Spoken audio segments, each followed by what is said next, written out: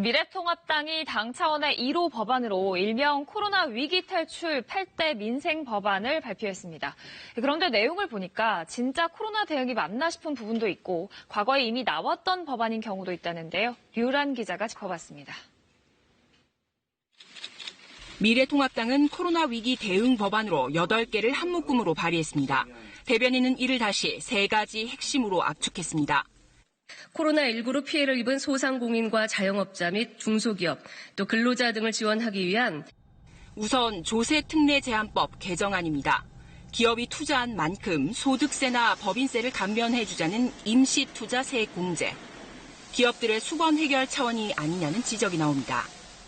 자, 이번에 이 위기를 빌미로 해서 다시금 이 없어졌던 그런 이 대기업 위주의 혜택 제도들이 부활하는 것이어서 저는 상당히 우려스럽고 감염병 재난 지역의 중소기업에 대해서는 법인세를 감면해주는 조항도 새로 도입했습니다.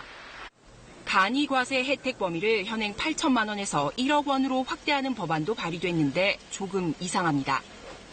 지난 3월과 4월 국회와 기재부가 내년도 예산에 반영하자고 2차례나 합의한 내용이기 때문입니다. 밀도 있게 검토해가지고 그때 논의하실 수 있도록 저희가 제도 개선을 그렇게 개별 네네 고맙습니다. 코로나 위기처럼 정상교육이 어려운 경우 등록금 반환 등을 포함한 고등교육법 개정안도 발의됐지만 대학이나 대학 단체들은 그게 현실적으로 가능하겠느냐고 반문했습니다. 대학 재학생의 85%가 사립대생인데 그만한 재정을 감당할 수 있는 대학은 없다는 겁니다. 마지막으로 여행이나 예식 등의 계약을 해지하면 위약금을 면제해주는 약관 규제 개정안은 지난 20대에서 코로나와 관계없이 발의됐던 법안입니다.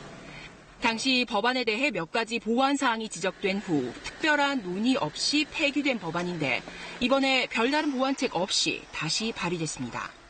개정한다 하더라도 적용하는 것 시점은 내년이 될 가능성이 있기 때문에 실질적인 혜택이 사실상 지원되는 데는 어려움이 있다고 생각되고요.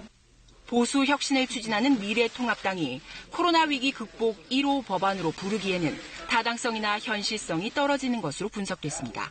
KBS 뉴스 류란입니다.